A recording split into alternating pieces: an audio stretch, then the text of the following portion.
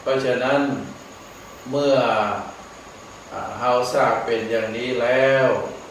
ก็เมื่อถึงวันแม่ถ้าพ่อแม่เฮาได้เสียชีวิตลงหน้าที่ของหมู่เฮาก็คือได้ทำบุญอุทิศไปคือกับไปหาเปิ้น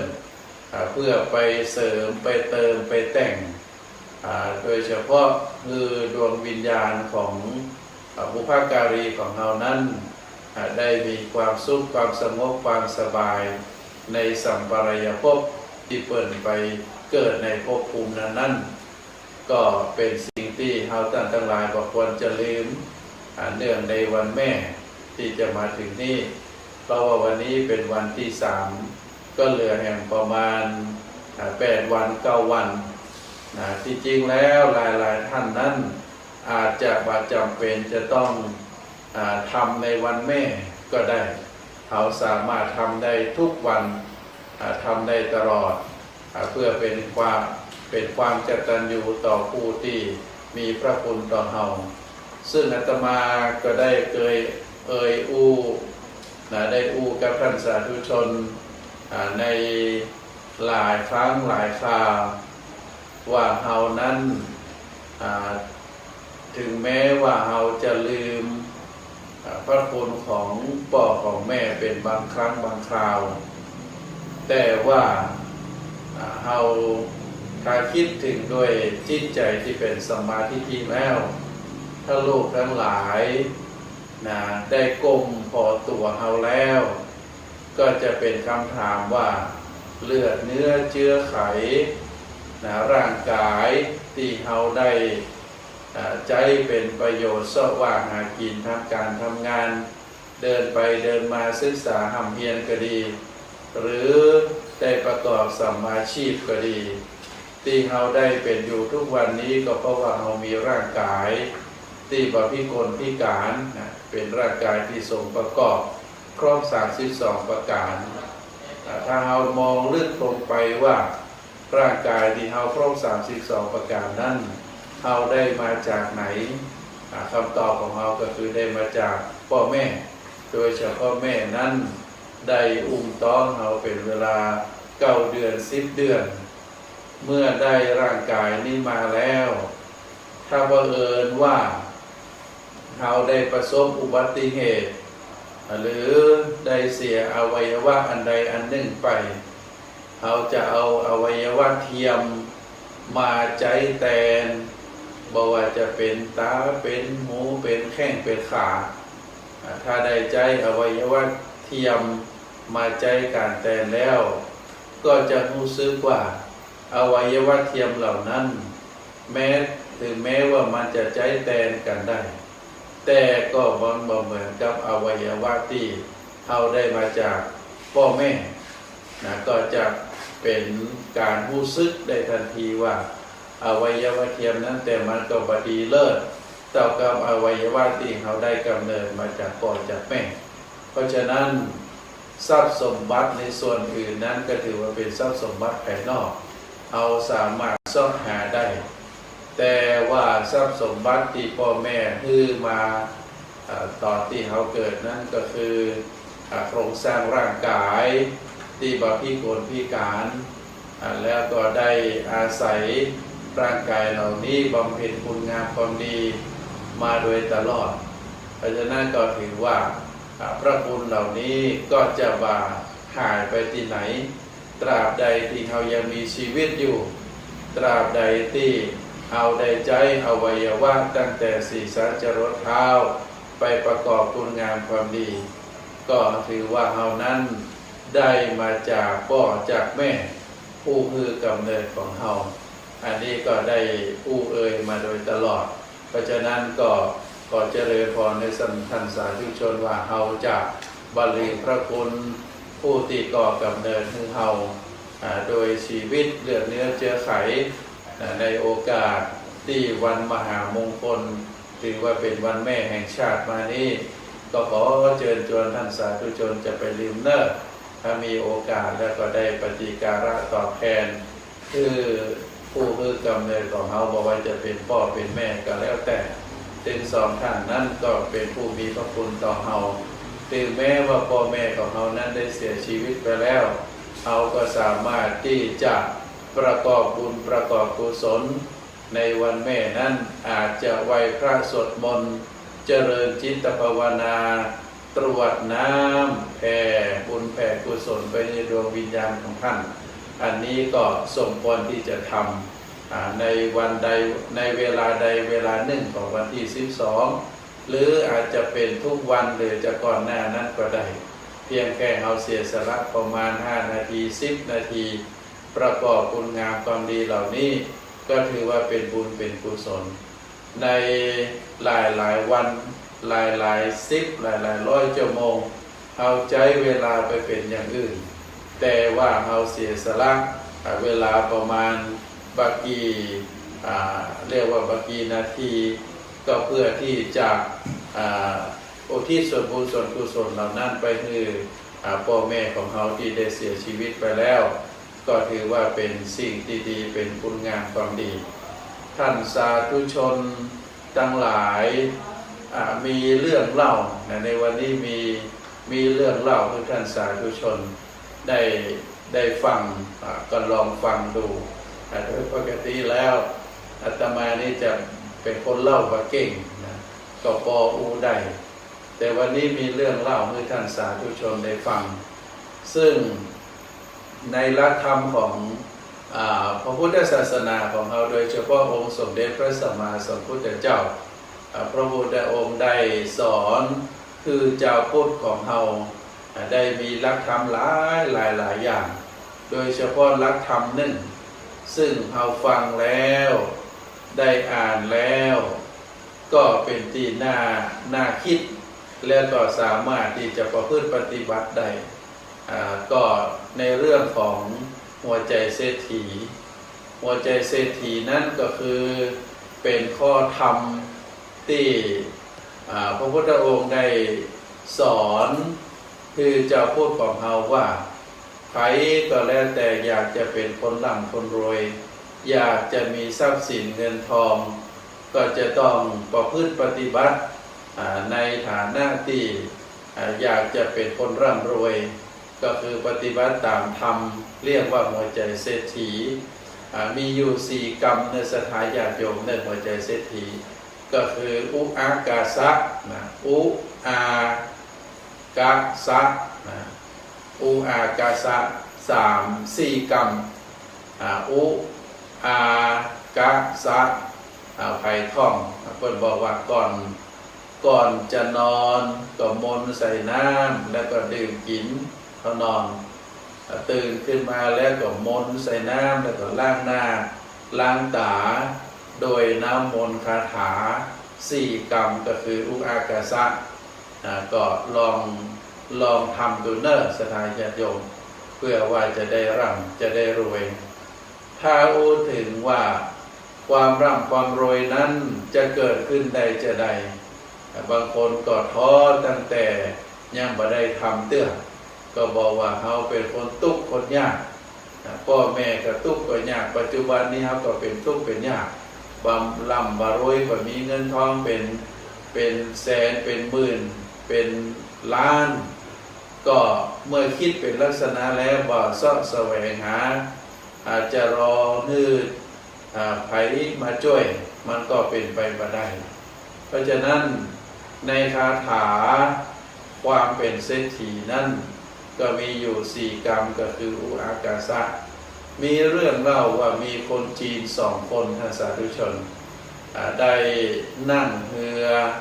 จากประเทศแผ่นดินใหญ่จากแผ่นดินใหญ่ของประเทศจีนแล้วก็เข้ามาสู่ประเทศไทยเฮาซึ่งสมัยก่อนนี้เฮาก็ได้ยินได้ฟังกันนะคนจีนเปิ้นหนีหรืออพยพตั้งเรือจากแผ่นดินใหญ่ก็ไปเสาะแสวงหาโชคจากประเทศต่างๆ2คนนี้ก็มาที่ประเทศไทยเฮาแล้วก็ได้มาประกอบอาชีพอยู่ในกรุงเทพมหานครตอนมาใหม่ๆนั้นงานอย่างอื่นก็หาลำบากโดยปกติแล้วคนหนุ่มคนกำมาถึงแล้วก็อาชีพของเปิ้นอย่างหนึ่งเปิ้นห้องว่าอาชีพจับกัง ก็คือขน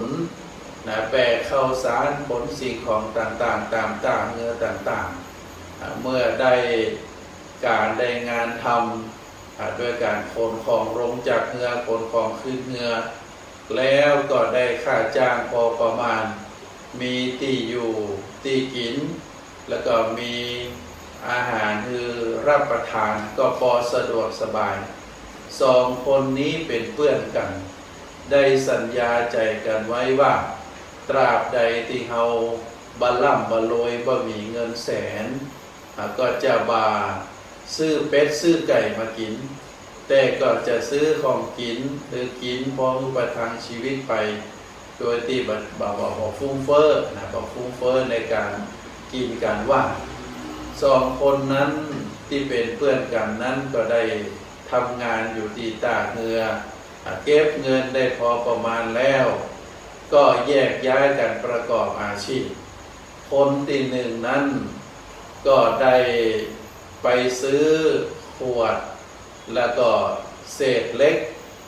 ตามที่ต่างๆโดยได้แบกหามไม้การไปแล้วก็ไปซื้อบอกว่าจะเป็นขวดบอกว่าจะเป็นเศษเล็กอะไรต่างๆเมื่อซื้อเสร็จเรียบร้อยก็เอาไปขายคือร้านขายของเก่าก็ทำจีอยู่เป็นเวลาหลายปีแล้วก็ต่อมาก็ปรากฏว่าได้เก็บเงินเก็บทองได้นักพอสมควรก็เผอิญว่าได้กัลยาณมิตรดีก็คือ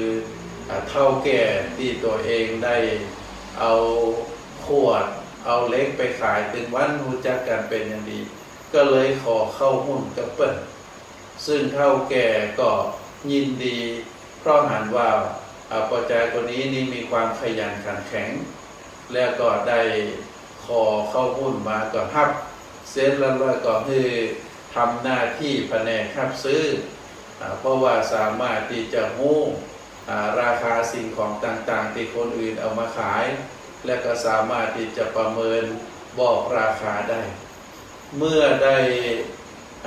อยู่กับเฒ่าแก่พอเป็นเวลาหลายปีพอสมควรคนจีนปัจจัยคนนี้ก็ได้ลาออกจากร้านของเฒ่าแก่แล้วก็มาตั้งเรียกว่าเป็นตั้งร้านในการรับซื้อของเก่าขายอะไรรถยนต์ตัวเองก็ทำให้กิจการรุ่งเรืองแล้วก็ได้แต่งงานมีครอบมีครัวกับแม่หญิงเจ้าไทยเฮาแล้วก็มีลูกถึงแม่หญิงพอใจเมื่อลูกเจริญเติบโตแล้วก็ปรากฏว่าลูกหลายถึงหมดนั้นก็สามารถที่จะดูแลกิจการของเฒ่าแก่ได้เมื่อได้ทำมาเป็นเวลาประมาณ20 ปีลูกหลานสามารถดูแลแทนได้แล้วเฒ่าแก่คนนั้นซึ่งได้มีร้านค้าของตนเองมีลูกหลานที่ขยายสาขาไปมีเงินมีทองเป็นจำนวนนักจนได้เป็นเฒ่าแก่เรียกว่าเป็นเศรษฐีคนหนึ่งก็ได้พักผ่อนก็คือลูกหลานดูแลไปในส่วนแห่งคนหนึ่งนั้นเพื่อนแห่งคนหนึ่งนั้นหลังจากที่ได้แยกจากกันแล้วก็ได้ไปขับรถส่งของเก็บเงินเก็บทองแล้วก็ดาวน์รถเป็นของตนเองแล้วก็ได้ไปหับของส่งของต่อปรากฏว่าปัจจัยคนนี้เมื่อได้เงินได้ทองมานักพอสมควรแล้วก็เกี่ยวกับมีความคิดว่าเอาทำงานเหนื่อยตึงวันค่ำตึงขับรถตั้งอย่างก็อยากจะหาของดีๆมาบำรุงร่างกายต่อไปตามร้านอาหารต่างๆเมื่อไปกินไปทานแล้วก็ปรากฏว่าได้มีการปาเพื่อนปาฝูงเป็นคนใจใหญ่แล้วก็ได้ดื่มได้กินได้สนุกสนานพร้อมกับนั้นก็ได้ไปเอี่ยวไปหาตึงมาค่ำมาคืนปิดดึกดื่นกลางคืนนอกจากนั้นก็ส่วนเสเฮฮาตามภาษาคนหนุ่มก็มาได้แต่งงานเป็นตัวเป็นตน เมื่ออยู่มาก็ปรากฏว่าเงินทองที่ตัวเองได้มานั่นก็เพราะอาศัยความใจใหญ่เรื่องเลี้ยงเพื่อนเรื่องเลี้ยงฝูงทั้งหลายก็ทำให้เงินที่มีอยู่ก็ลดน้อยถอยลงรถตีดาวมาก็เมื่อใจงานเป็นเวลาหลายปีก็ชำรุด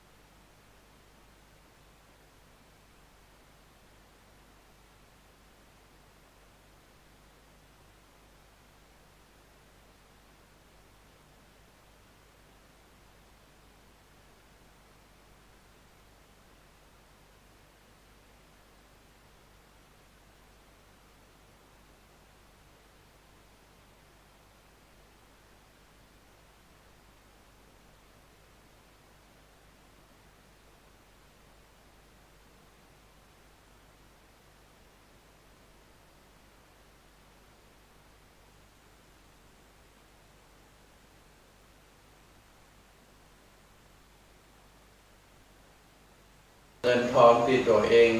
ได้มานั่นก็เพราะอาศัยความใจใหญ่เรื่องเลี้ยงเพื่อนเรื่องเลี้ยงฝูงทั้งหลายก็ทำให้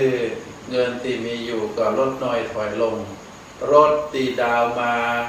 ก็เมื่อใจงานเป็นเวลาหลายปีก็ชำรุด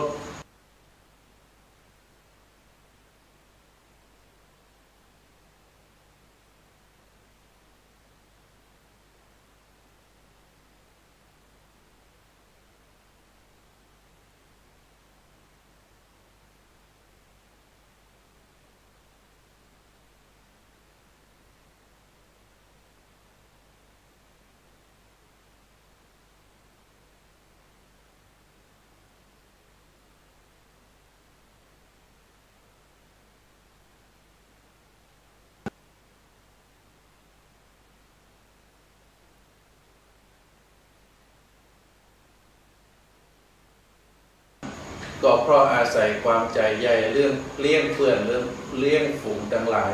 ก็ทำให้เงินที่มีอยู่ก็ลดน้อยถอยลงรถตีดาวมาก็เมื่อใจงานเป็นเวลาหลายปีก็ชำรุด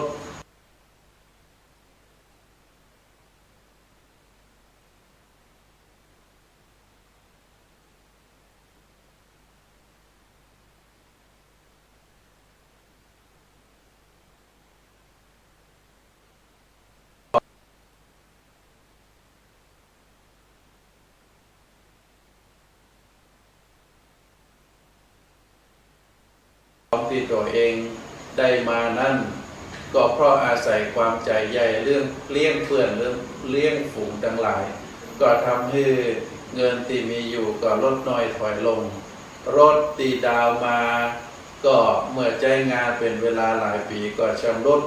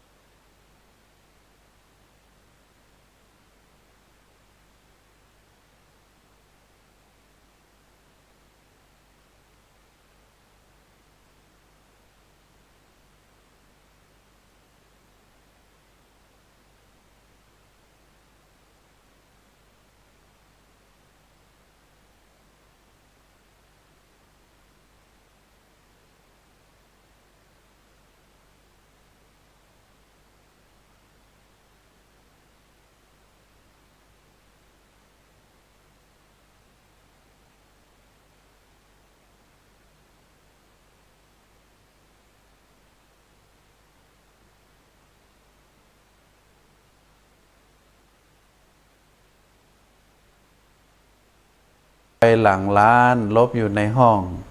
แล้วก็บอกคือลูกว่าลูกปอจายคนนี้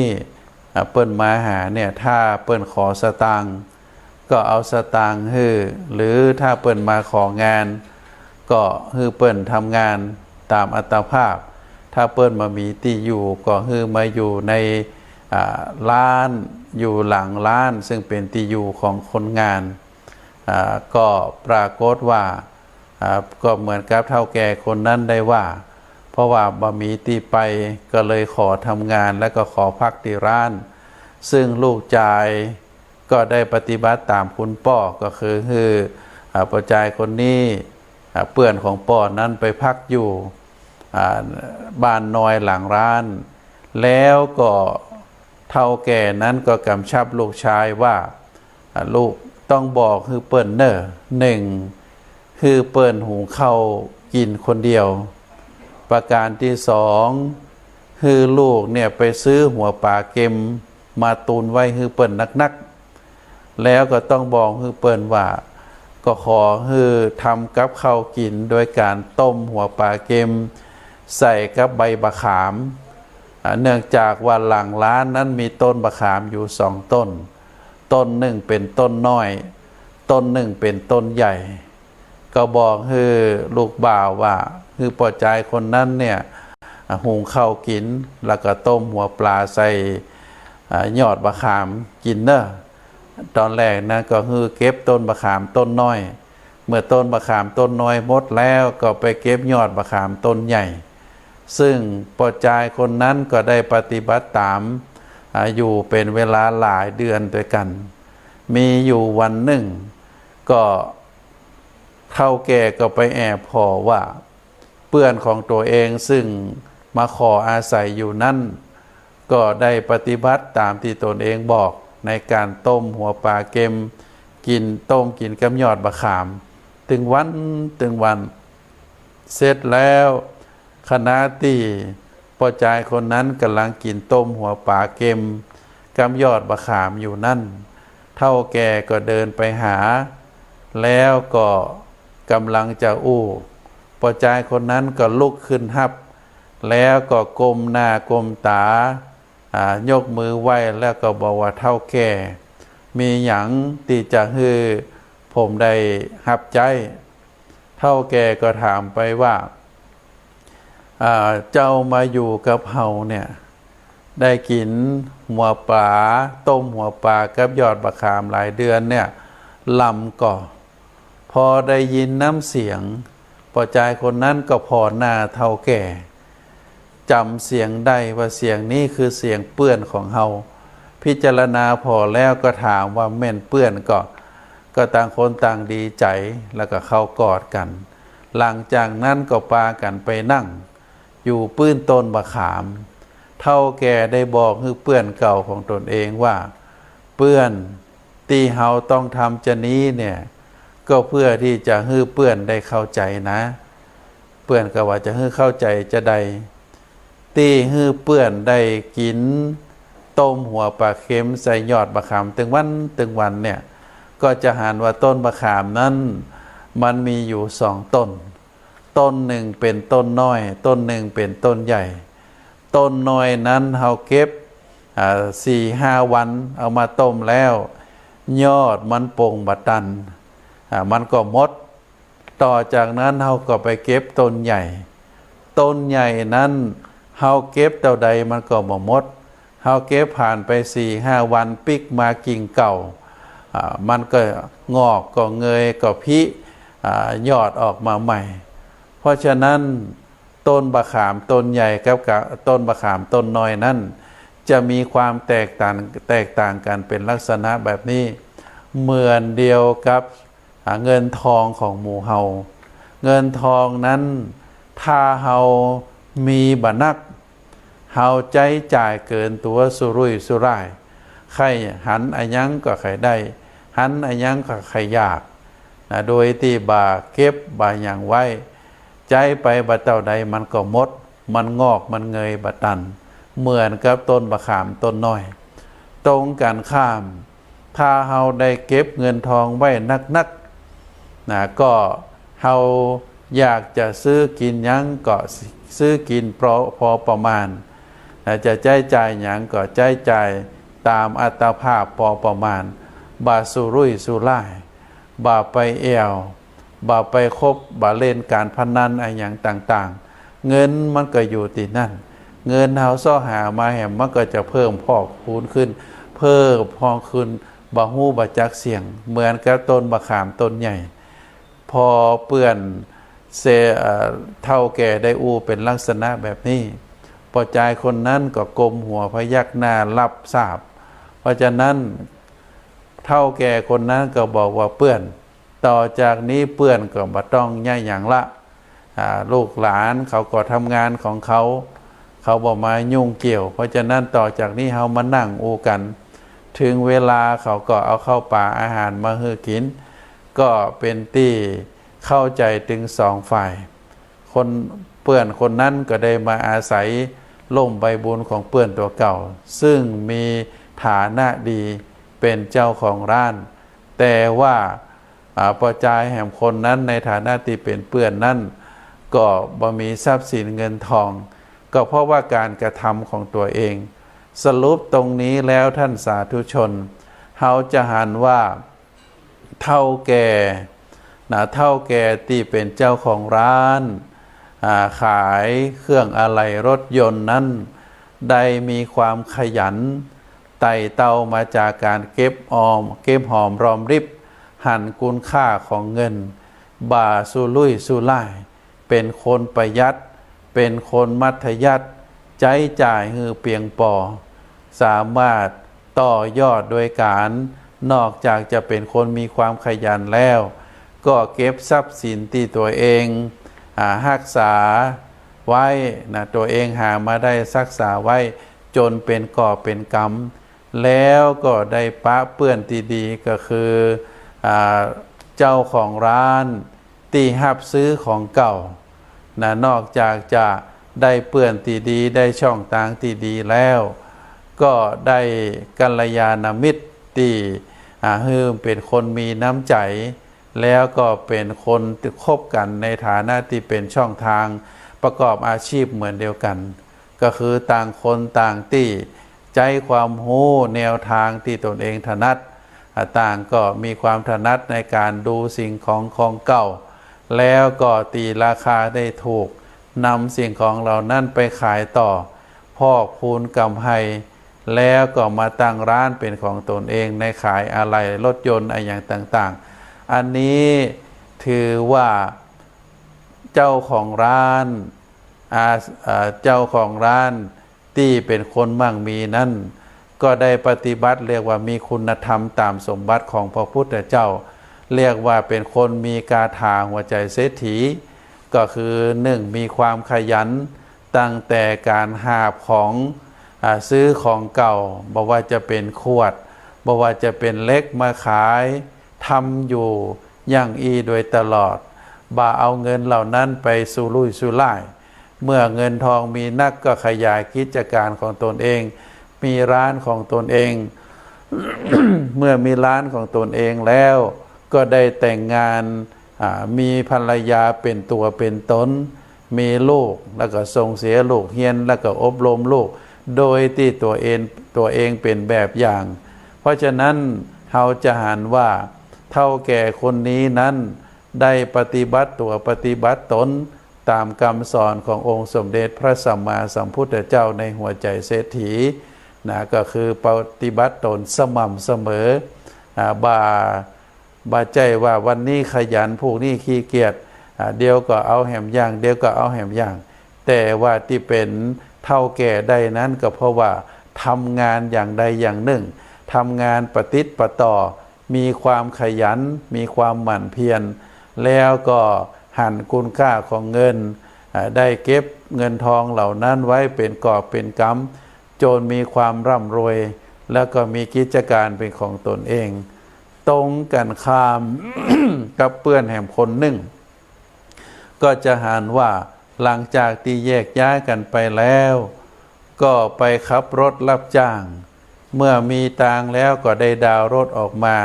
ในการขนส่งสินค้าต่างๆไปตามสถานที่ต่างๆพอมีเงินมีทองแล้วแต่ว่าโดยที่บ่าอยู่ในศีลบ่าอยู่ในธรรมบ่าได้ปฏิบัติตาม หัวใจเศรษฐีนะก็มีการกินแอลคบเปื้อนบดีบดักพร้อมกันนั้นก็ตกอยู่ในอบายมุขก็คือเที่ยวกลางคืนนะเงินที่มีอยู่ก็ร่อยหล่อไปความขยันก็บาทเท่าใดนะเพราะฉะนั้นเราจะหันว่าบุคคลสองคนที่ได้ยกตัวอย่างมานี่คนหนึ่ง ปฏิบัติตามหลักธรรมเรียกว่าหัวใจเศรษฐีแหมคนหนึ่งนั่นก็ทำเหมือนกันแต่ว่าทำบ่เสมอต้นบ่เสมอปลายทำไปกึ่งกลางพอมั่งมีเงินทองมาสักหน่อยแล้วก็ปรากฏว่ามีการรักษาทรัพย์สินเงินทองเหล่านั้นได้บดีเท่าที่ควรมีต่างออกต่างกาใช้จ่ายไปเป็นหลายต่างก็ทำให้ความร่ำความรวยนั้นก็บานักเท่าใดเพราะฉะนั้นท่านสาธุชนทั้งหลายการที่เฮาท่านทั้งหลายอยากจะมีทรัพย์สินเงินทองก็ต้องปฏิบัติตามหลักธรรมขององค์สมเด็จพระสัมมาสัมพุทธเจ้าประการที่หนึ่งนั่นก็คืออุทานสัมปทาถึงพร้อมด้วยความขยันหมั่นเพียรนะก็ขอให้ตั้งใจทำบ่ว่าจะทำอันใดก็แล้วแต่ก็ขอให้มีความขยันนะบ่ว่าจะเรียนหนังสือบ่ว่าจะค้าขายบ่ว่าจะทำอาชีพราชการหรืออย่างใดอย่างหนึ่งก็ขอให้มีความขยันทำเสมอต้นเสมอปลายเมื่อมีความขยันแล้วทรัพย์สินเงินทองเมื่อได้มาบ่ว่าจะเป็นเงินเดือนหรือเงินที่เฮาค้าขายก็หันคุณค่าของเงินเก็บหอมรอมริบบ่ใจสุรุ่ยสุร่ายนะก็ใจในความจำเป็นในส่วนของที่เฮาจำเป็นจะต้องใช้จ่ายประการที่สามนั้นการคบเปื้อนเฮาอยากจะถนัดทางด้านใดอยากจะรู้ในเรื่องใดที่เฮาสนใจเช่นในเรื่องการค้าขายเฮาก็จะต้องคบคนที่ค้าที่ขายเปิ้นที่มีกิจการร่ำรวยเฮาก็สามารถไปพอได้ไปศึกษาได้อันนี้เรียกว่าคบคนดีถ้าหากว่าเฮาอยากจะค้าขายอยากจะเป็นพ่อค้าวานิชแต่ว่าเฮาไปคบกับกรรมกรไปคบกับนักเลงสุราอย่างอีมันก็บ่เจริญเพราะฉะนั้นจะต้องรู้จักคบคนที่มีความถนัดมีอาชีพเหมือนกับที่เฮาคาดหวังไว้ประการที่สามประการที่สี่ก็คือเรียกว่าสมชีวิตาก็คือการดำเนินชีวิตเสมอต้นเสมอปลายเฮาขยันจะใดก็ต้องขยันจะนั่นนะต้องทำให้อย่างต่อเนื่องเมื่อเฮาสามารถกระทำอย่างอีได้ก็แน่นอนก็อาจจะเป็นคนร่ำคนรวยได้ถ้าเฮาตั้งใจประพฤติปฏิบัติตามพระธรรมคำสั่งสอนขององค์สมเด็จพระสัมมาสัมพุทธเจ้าท่านสาธุชนทั้งหลายวันนี้อาตมาภาพได้มาปะกับท่านสาธุชนในรายการสุขใจทางช่องทางไลฟ์เฟซบุ๊กก็ดีการเชื่อมโยงไปออกอากาศทางสถานีวิทยุ 104.5 เมกะเฮิรตซ์ก็ดีของวัดฝ่ายหินโดยการนำของท่านอาจารย์ท่านพระครูสมุวิสุวัตรวรกิจโจก็ทำให้ได้มีโอกาสได้นำพระธรรมคำสั่งสอนขององค์สมเด็จพระสัมมาสัมพุทธเจ้าได้แพร่กระจายไปให้ท่านสาธุชนที่รับชมรับฟังรายการทางช่องทางถึง2ช่องทางนี้ได้มีโอกาสได้ฟังได้รับทราบได้เรียนรู้ได้เข้าใจในพระธรรมคำสั่งสอนขององค์สมเด็จพระสัมมาสัมพุทธเจ้าก็ถือว่าเป็นบุญเป็นกุศลก็ขออนุโมทนาขอบคุณเนศรัทธาญาติโยมทุกท่านที่ได้รับชมรายการแห่งนี้นะก็ถือว่าได้นำพระธรรมคำสั่งสอนมามอบเป็นธรรมบรรณาการให้ท่านสาธุชนได้รับชมรับฟังกันก็ขอให้เมื่อชมเมื่อฟังแล้วก็ขอขอบคุณทุกท่านที่ได้แสดงความคิดเห็นใน ใน Facebook นะที่ได้แสดงความคิดเห็นได้กดไลค์กดแชร์อย่างมาก็ดี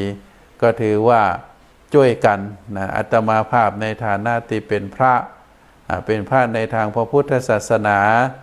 ได้เข้ามาบวชเป็นหลายสิบปีก็ได้รับการอุปถากอุปถัมภ์จากศรัทธาญาติโยม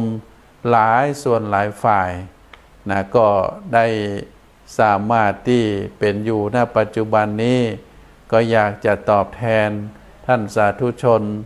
ก็ได้เอาธรรมะคำสั่งสอนขององค์สมเด็จพระสัมมาสัมพุทธเจ้า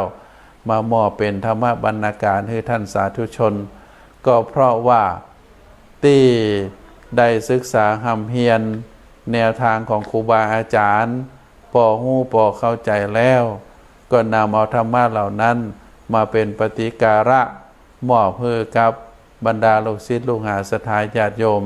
ที่ได้รับชมรายการนี้ก็ถือว่าเฮาต่างตอบแทนกันท่านสาธุชนได้อุปถากอุปถัมภ์คือได้พระเนนตึงส่วนตัวของอาตมาและก็รูปอื่นๆได้มีความเป็นอยู่พอสะดวกสบายตามอัตภาพของบรรพชิตที่จะอยู่ได้แล้วก็เมื่อได้ห้ำได้เฮียนได้พอมีความรู้แล้วก็ได้นำเอาธรรมะเหล่านั้นมาเป็นปฏิการะตอบแทนให้ท่านสาธุชนทุกท่านได้รับชมรับฟังก็ถือว่าเป็นการตอบแทนกันแล้วก็แหมเรื่องหนึ่งนะก็ตามที่ได้เจริญพรไปเรียบร้อยแล้วว่าก็ขอเชิญชวนท่านสาธุชนทุกท่านเนื่องในวันแม่แห่งชาติในเดือนสิงหาคมนี้ก็เชิญชวนทุกท่านได้ปฏิบัติปัดตัวนะต่อผู้มีพระคุณผู้ให้กำเนิดเฮาก็คือคุณแม่นะที่ได้ให้กำเนิดของเฮาก็ได้ให้ทุกท่านได้